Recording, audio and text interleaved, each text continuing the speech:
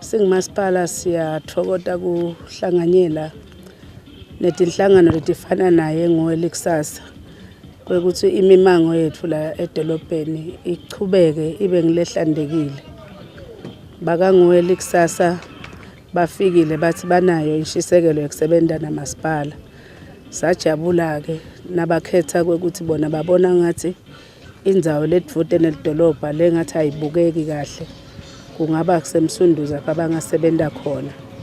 Sikuthokotele ke kulaba kwendawo ikakhulu njengoba sihlangene sonke nemhlaba kwekuthi akuvikeleke lo ludwadwasi lungonakali lungachubeki lonakali.